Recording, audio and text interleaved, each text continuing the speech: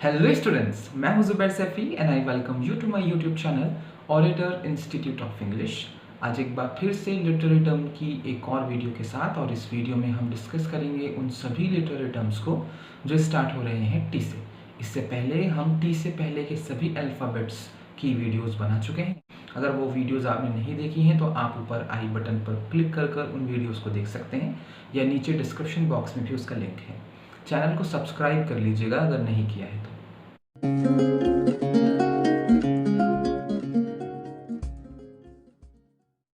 पहला टर्म है tautology. Tautology is the repetitive use of phrases or words that have similar meanings. In simple words, it is expressing the same thing, an idea, or saying two or more times. The word tautology is derived from the Greek word tauto, meaning the same, and logos, meaning a word of or an idea. Grammatical tautology refers to an idea repeated within a phrase, paragraph, or sentence to give an impression that the writer is providing extra information. Tautology एक repetition होता है कुछ phrases का और शब्दों का जिनका meaning same होता है। आसान शब्दों में अगर समझाया जाए तो जब आप एक ही चीज़ को, एक ही आइडिया को, एक ही सेइंग को, एक ही शब्द को, फ्रेज़ को दो या दो से ज़्यादा बार इस्तेमाल करते हैं, वही टॉटोलॉजी होती है। टॉटोलॉजी जो है ये ग्रीक भाषा के शब्द टॉटो से बना है, जिसका मतलब होता है सेम, और लोगोस से, जिसका मतलब होता है एक शब्द या विचार। ग्रामेटिकल टॉटोलॉजी एक ऐसे आइडिया को कहते हैं जो बार बार रिपीट होता है किसी फ्रेज़ में, पैराग्राफ में या सेंटेंस में।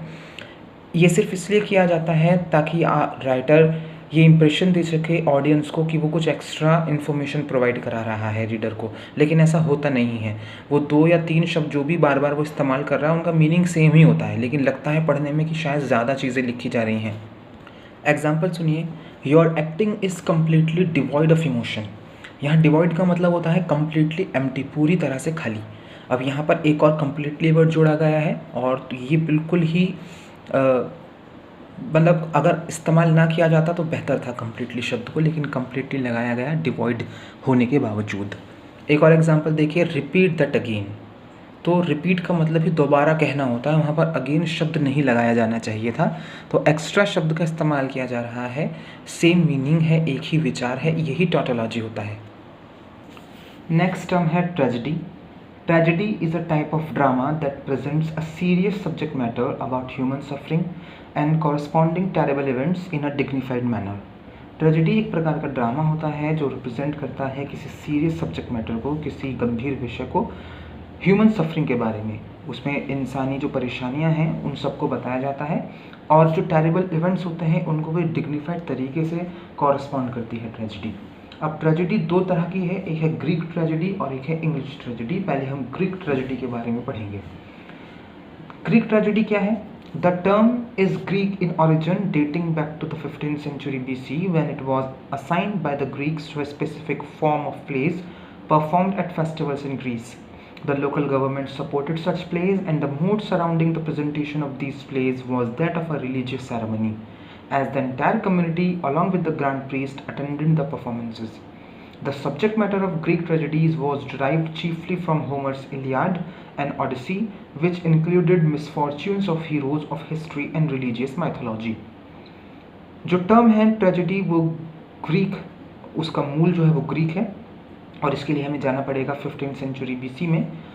ये ग्रीक्स क्या करते थे? ये एक स्पेसिफिक फॉर्म ऑफ प्लेज हुआ करती थी ट्रेजेडी। ये एक प्रकार का जॉनर था प्लेज का जो त्योहारों पर परफॉर्म किया जाता था ग्रीस में।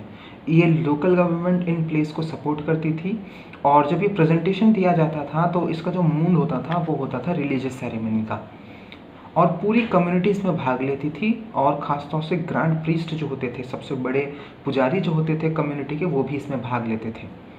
ये जो सब्जेक्ट मैटर है ग्रीक ट्रेजेडीज़ वो जो चीफली ड्राइव्ड हुआ है वो हुआ है होमर की इलियाड और ओडिसी से, जिसमें किस हीरो के मिसफॉर्च्यून्स, उसकी बदकिस्मती का जिक्र है, और हीरो के हिस्ट्री की बदकिस्मती का जिक्र है, और रिलीजियस मैथोलॉजी की बदकिस्मती का जिक्र है। वहाँ से ये ट्रेजेडी ने थोड़ा सा अलग रूप लेना स्टार्ट किया है।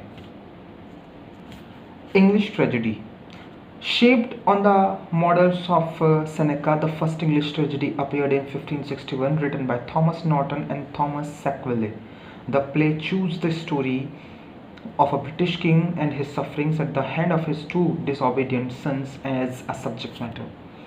The importance of the play lies in the fact that it transformed the style of English drama from morality and misery plays to the writing of tragedies in the Elizabethan era.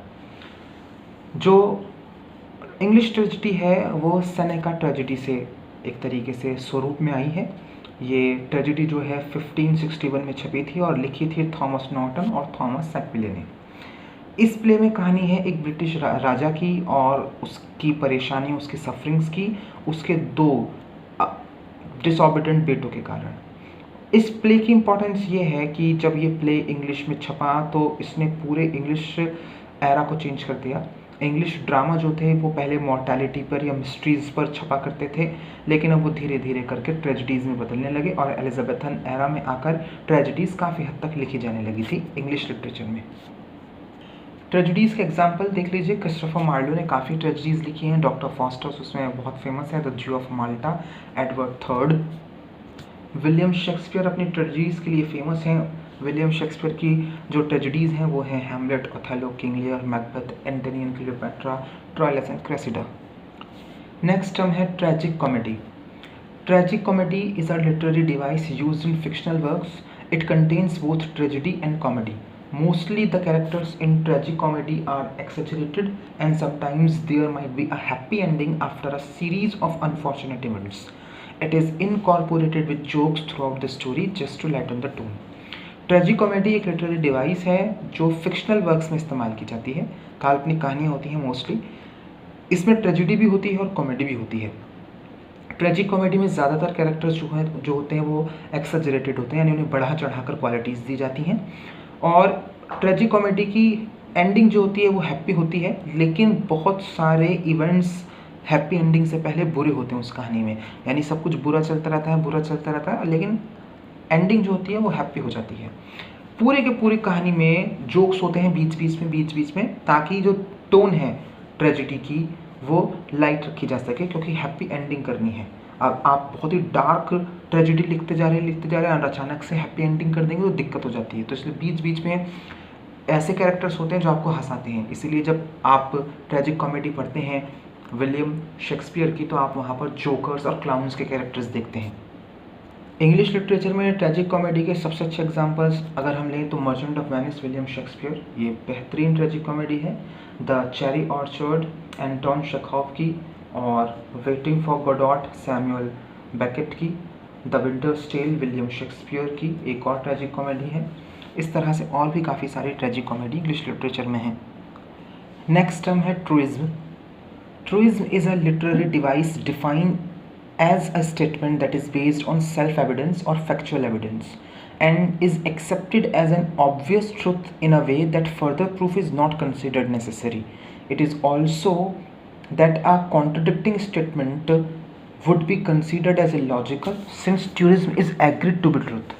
It is mostly used as a rhetorical device in philosophy, specifically in logic. ट्रूइज्म एक literary device है जिसे आप ऐसे परिभाषित कर सकते हैं कि ये एक स्टेटमेंट होता है जो बेस्ड होता है सेल्फ एविडेंस और फैक्चुअल एविडेंस पर, यानी जिसे आप मान लेते हैं कि ये बात सच ही है, ठीक है। जो तथ्य ये कहता है कि ये सच ही होगी बात, और ये एक्सेप्ट किया जाता है एक ऑब्वियस ट्रुथ के तौर पर, और इस ट्रुथ के लिए आगे किसी भी प्रूफ की ज़रूरत नहीं होती, क्योंकि हम पहले से ही मान चुके होते हैं कि जो ये लाइन लिखी है ये ट्रूइज्म में सच ही होगी। इसके लिए हमें किसी एविडेंस या प्रूफ की ज़रूरत नहीं है आगे। ये एक कॉन्ट्राडिक्टरी स्टेटमेंट भी हो सकता है जो इलॉजिकल होता है, क्योंकि ट्रूइज्म जो है वो एग्री करता है कि वो सच ही होगा, लेकिन अगर वो इलॉजिकल भी है तब भी वो सच ही होगा। ट्रूइज्म का इस्तेमाल मोस्टली रिटोरिकल डिवाइस के रूप में फ़िलॉसफी में किया जाता है और स्पेसिफिकली लॉजिक में किया जाता है, क्योंकि लॉजिक में जब आप इस्तेमाल करेंगे तो वहाँ अगर कुछ लिख दिया गया है कि ये सच है तो आपको वो सच मानना पड़ेगा। ट्रूइज्म को एग्जाम्पल से समझिए। Romeo and Juliet William Shakespeare आपने पढ़ा होगा, वहाँ पर प्रिंस बहुत गुस्सा है रोमियो के ऊपर क्योंकि रोमियो ने टेबाल्ट को मार दिया है और वो उससे कहता है कि अब तुम्हें शहर छोड़कर जाना पड़ेगा। तो वहाँ वो लाइन कहता है, prince showing mercy to murderers would create more killers और मर्डरर्स। अगर आपने कातिल के ऊपर दया दिखाई तो इस दया की वजह से और ज़्यादा कातिल पैदा होंगे। तो ये क्या है, ये ट्रूइज्म है, ठीक है। क्या इस बात को प्रूफ करने के लिए मुझे आगे कुछ कहना पड़ेगा आपको? ये पढ़ते ही आपको इस स्टेटमेंट को पढ़ते ही आपको ये एहसास हो जाएगा कि हाँ यार, ये तो सेल्फ एविडेंस बात है कि अगर हम किसी कातिल पर दया दिखाएंगे तो इससे दूसरे कातिलों को बड़ा वो मिलेगा एनकरेजमेंट कि देखो उसको सजा नहीं मिली तो हमें भी कुछ नहीं होगा आगे। तो ये सेल्फ एविडेंस स्टेटमेंट होते हैं ट्रूइज्म, जिसको प्रूफ करने की ज़रूरत नहीं होती राइटर को, कि बहस करने की ज़रूरत नहीं होती रीडर के साथ कि नहीं जो मैंने लिखा है वो सच है। रीडर पढ़ते ही उसे समझ जाता है कि हाँ यार, ये तो बात सच है। नेक्स्ट टर्म है tercet. A tercet is a three-lined verse or a group or unit of three lines. These three lines are often rhymed together or they rhyme with another triplet. It has a flow of words as rolling waves, creating rhythmic flow in the just three lines. However, it's quite a challenging job. tercet एक 3 लाइनों की verse है या group है या unit है 3 लाइनों का। ये 3 लाइनें प्राय राइम करती हैं एक दूसरे के साथ, या फिर ये तीनों लाइनें राइम करती हैं किसी एक ट्रिपलेट के साथ, यानी और किन्हीं 3 लाइनों के साथ। ये फ्लो होता है शब्दों का बिल्कुल रोलिंग वेव्स की तरह, जैसे धारा के बाद धारा आती जाती है। ये रिदम क्रिएट करती है tercet जो है, और ये 3 लाइनों में फ्लो के साथ बहती है। वैसे ये एक चैलेंजिंग जॉब है tercet को लिखना। एग्जाम्पल सुनिए आप tercet का। अपॉन जूलियाज क्लोथ्स, रॉबर्ट हैरिक की पोयम है, उसमें एक tercet है, 3 लाइनें हैं। Venice in silks my Julia goes, then methinks how sweetly flows the liquefaction of her clothes। तो goes, flows and clothes ये तीनों राइम हो रही हैं और राइमिंग स्कीम हुई ए। यही tercet के एग्जाम्पल्स हैं। अब हमने कहा या तो tercet 3 लाइनें हैं जो आपस में राइम होती हैं। tercet उसे भी बोलते हैं कि 3 लाइनें हैं लेकिन वो 3 लाइनें अगली किसी 3 लाइनों से राइम हो रही हों। एग्जाम्पल सुनिए इसका भी एक। द वेकिंग, थियोडोर की एक पोयम है, सुनिए ज़रा।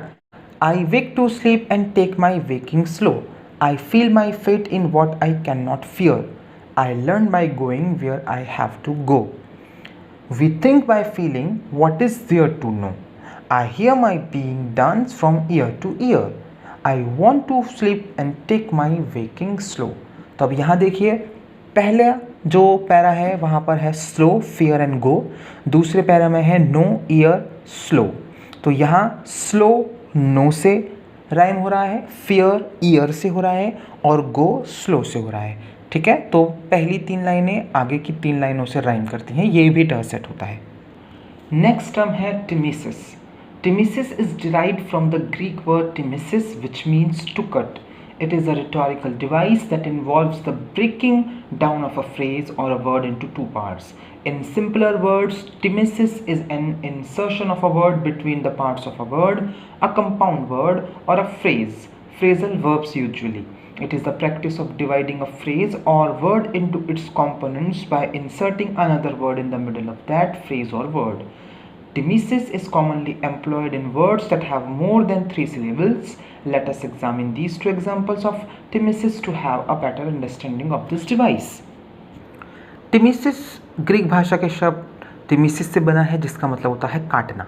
ये एक रिटोरिकल डिवाइस है जिसमें इन्वॉल्व होता है किसी फ्रेज और शब्द को काट कर अलग करके 2 हिस्सों में बांटना। सिंपल शब्दों में बात करें तो timesis किसी शब्द के बीच में शब्द को डालना है, इससे एक कंपाउंड शब्द बनता है या फ्रेज बनता है। ये एक प्रैक्टिस है जिसमें किसी शब्द को और वर्ड को डिवाइड कर दिया जाता है, उसके कंपोनेंट्स में दूसरे शब्द को मिलाकर उसके बीच में।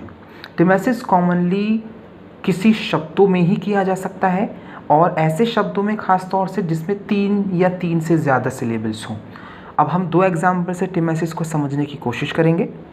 जॉर्ज बर्नार्ड शॉ की एक रचना है पिग्मेलियन, वहाँ एलिजा डोलिटल जो हैं वो 2 शब्द बोलती हैं, फैन ब्लडी टास्टिक। ये फैंटास्टिक के बीच में ब्लडी शब्द जोड़ा गया है। वो आगे कहती हैं एब्सोल्यूटली, यहाँ एब्सोल्यूटली के बीच में ब्लूमिंग शब्द जोड़ा गया है। यही timesis के उदाहरण हैं। एक और उदाहरण लेते हैं विलियम शेक्सपियर के रिचर्ड II से। वहाँ पर एक शब्द लिखते हैं William Shakespeare, how heinous ever it be, तो यहाँ हाउ एवर के बीच में हीनियस शब्द को जोड़ा गया है। जब आप एक शब्द के बीच में कोई शब्द जोड़ देते हैं वही टिमिसिस कहलाता है। नेक्स्ट टर्म है ट्रेजिक फ्लो। फ्लो का मतलब होता है कमी, और ट्रेजिक आप अच्छे से जानते हैं क्या होता है। अब डेफिनेशन सुनिए। Tragic flaw is a literary device that can be defined as a trait in a character leading to his downfall, and the character is often the hero of the literary piece. This trait could be the lack of self-knowledge, lack of judgment, and often it is hubris, pride. Tragic flow एक literary device है जिसे आप ऐसे परिभाषित कर सकते हैं कि ये एक गुण होता है किसी कैरेक्टर का, और इस गुण की वजह से वो कैरेक्टर पतन की ओर जाता है। ये कैरेक्टर जो पतन की ओर जाता है मोस्टली केसेस में हीरो ही होता है, यानी हीरो के कैरेक्टर का वो अवगुण जिसकी वजह से उसका पतन होना है कहानी में। ये कुछ भी हो सकता है, उसके सेल्फ कॉन्फिडेंस में कमी, सेल्फ नॉलेज में कमी, जजमेंट में कमी, और प्रायः ये उसके प्राइड घमंड की वजह से होता है। ट्रेजिक फ्लो मोस्टली उसका घमंड होता है ज़्यादातर कहानियों में।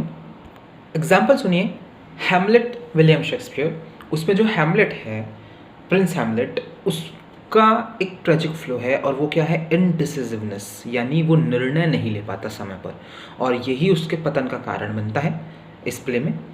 डॉक्टर फॉस्टस, क्रिस्टोफर मार्लो, उनका भी एक ट्रेजिक फ्लो है, उस कैरेक्टर का भी ट्रेजिक फ्लो है, और वो क्या है, एम्बिशियस। वो बहुत महत्वाकांक्षी हैं और उनकी महत्वाकांक्षा उनके पतन का कारण बनती है कहानी में।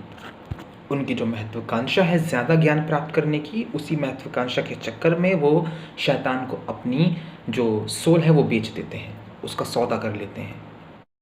नेक्स्ट टर्म है थीम।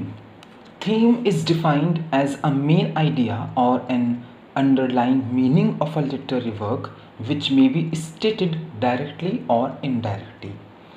थीम को ऐसे परिभाषित कर सकते हैं कि ये एक मुख्य विचार होता है या एक छिपा हुआ मीनिंग होता है किसी भी लिटरेरी वर्क का, ठीक, जो स्टेट किया जाता है डायरेक्टली या इनडायरेक्टली, जिसे कहा जाता है डायरेक्टली या इनडायरेक्टली।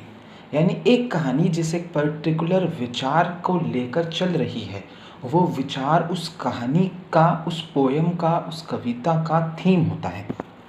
अब थीम भी दो प्रकार की होती हैं, major and minor themes. Major and minor themes are two types of themes that appear in literary works. A major theme is an idea that a writer repeats in his literary work, making it the most significant idea in the work. A minor theme, of the other hand, refer to an idea that appears in a work briefly, giving way to another minor theme. अब major और minor themes दो प्रकार की theme होती हैं जो literary works में दिखती हैं हमें। मेजर थीम तो वो विचार है जिस विचार का राइटर बार बार रिपीट करता है, जिस विचार को अपने काम में, और उसे अपनी रचना का सबसे सिग्निफिकेंट विचार मानता है। वहीं दूसरी तरफ जो माइनर थीम होती है वो बहुत ही संक्षेप में या इधर उधर आ जाती है, कभी वो आइडिया इधर उधर आ जाता है उस कहानी में, वो माइनर थीम कहलाती है। एग्जाम्पल से आप समझ जाएंगे, जैसे आपने जेन ऑस्टिन की प्राइड एंड प्रेजुडाइज पढ़ी होगी, नहीं पढ़ी है तो वीडियो बना रखी है हमने, वो आप देख सकते हैं। तो इस कहानी की जो थीम है वो है मैट्रिमनी, लव, फ्रेंडशिप और अफेक्शन, ठीक है, यानी शादी, प्यार, दोस्ती और स्नेह। लेकिन ये कहानी पूरी की पूरी कहानी सिर्फ एक ही थीम के ऊपर घूमती है और वो है मैट्रिमनी, शादी। तो मैट्रिमनी जो है वो इसकी मेजर थीम है, लेकिन इसकी माइनर थीम्स कौन कौन सी हैं, लव, फ्रेंडशिप और अफेक्शन। नेक्स्ट टर्म है tragic hero. The term hero is derived from a Greek word that means a person who faces adversity or demonstrates courage in the face of danger. However, sometimes he faces downfall as well. When a hero confronts downfall, he is recognized as a tragic hero or protagonist. Aristotle, the Greek philosopher, characterizes these plays or stories in which the main character is a tragic hero as tragedies. Here, the hero confronts his downfall whether due to fate or by his own mistake or any other social reason.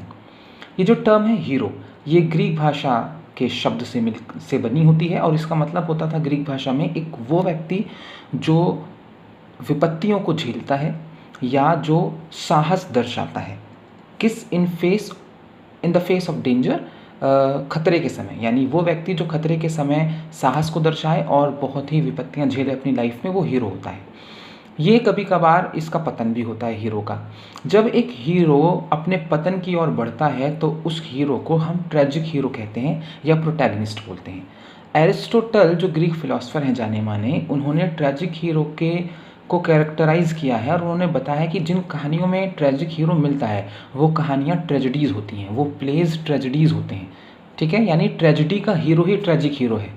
ठीक है, क्योंकि tragic hero किसे कहते हैं? जिसका पतन हो, और पतन हमेशा हीरो का ट्रेजेडी में ही होता है। ठीक है, किसी कॉमेडी में क्यों होगा उसका पतन? तो हम ये कह सकते हैं कि किसी ट्रेजेडी के हीरो को ट्रेजिक हीरो कहा जा सकता है। अब यहाँ पर ट्रेजेडीज़ में हीरो का पतन क्यों होता है? वो उसकी किस्मत की वजह से हो सकता है, उसकी खुद की गलतियों की वजह से हो सकता है, या किसी कोई दूसरे सोशल रीज़न की वजह से उसका पतन हो सकता है। एरिस्टोटल ट्रेजिक हीरो की एक डेफिनेशन भी देते हैं। अपने डेफिनेशन में वो कहते हैं, a person who must evoke a sense of pity and fear in the audience, he is considered a man of misfortune that comes to him through error of judgement. एक व्यक्ति जो ऑडियंस के मन में डर और दया का भाव उत्पन्न कर दे, वो ट्रेजिक हीरो है। और इसे माना जाता है एक ऐसा व्यक्ति जिसके ऊपर बड़ी विपत्तियाँ आती हैं, और ऐसी विपत्तियाँ उसके ऊपर इसलिए आती हैं क्योंकि उससे गलतियाँ हो जाती हैं, और वो गलतियाँ होती हैं एरर ऑफ जजमेंट। वो जजमेंट सही नहीं कर पाता परिस्थितियों का।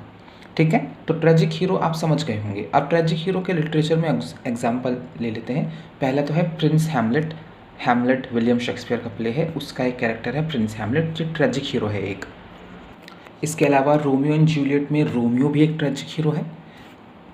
नेक्स्ट टर्म है ट्रिकॉलन।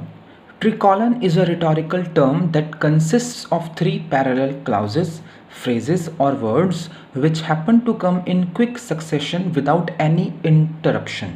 The origin of this rhetorical device is traced to the Greek word tricolon, meaning section of a sentence. These three parallel words, phrases or clauses have almost the same length. Through this condition is not strictly followed. ट्रिकॉलन एक rhetorical term है जिसका मतलब होता है कि तीन clauses, तीन phrases या तीन शब्दों का एक पैरेलल सेंटेंस स्ट्रक्चर, ठीक है, जो आता है क्विक सक्सेशन में, एक के बाद एक के बाद एक, बिना किसी इंटरप्शन, बिना किसी बाधाओं के। इसका ऑरिजिन ट्रिकॉलन का हमें ग्रीक भाषा के शब्द ट्रिकॉलन से मिलता है, जिसका मतलब होता था सेक्शन ऑफ अ सेंटेंस, किसी सेंटेंस का कोई सेक्शन, कोई खंड। ये जो तीन पैरेलल शब्द होंगे, तीन समांतर शब्द, तीन समांतर फ्रेज और तीन समांतर क्लाउजेस जो होंगी, इनकी लेंथ बिल्कुल सेम होती है, ऑलमोस्ट सेम होती है इनकी लेंथ। लेकिन ये कंडीशन स्ट्रिक्टली फॉलो नहीं होती। ज़रूरी नहीं है कि ट्रिकॉलन है तो तीनों सेंटेंस सेम ही लेंथ के होंगे। सेम लेंथ के होते हैं मोस्टली, लेकिन हर बार हो ऐसा ज़रूरी नहीं है। लिटरेचर में एग्जाम्पल लीजिए इसका, the wizard in the wizard of Oz, L Frank Baum की रचना। तो उसमें विजार्ड बोलता है, you are talking to a man who has laughed in the face of death, sneered at doom and chuckled at catastrophe. तो यहाँ देखिए तीन फ्रेजेस का ट्रिकॉलन बन रहा है, in the face of death, sneered at doom and chuckled at catastrophe. और इन तीनों फ्रेजेस की लेंथ बिल्कुल सेम है। ठीक है, इसी को ट्रिकॉलन बोलते हैं। ये तीन सेंटेंस भी हो सकते थे, ये लगातार आने वाले तीन शब्द भी हो सकते थे जो सेम लेंथ के हों। सो आई होप आपको ये सभी लिटरेरी टर्म्स समझ में आ गए हैं। मिलते हैं नेक्स्ट वीडियो में, तब तक के लिए बाय बाय, टेक केयर। 4 काम ज़रूर करिएगा, like, comment, share and subscribe.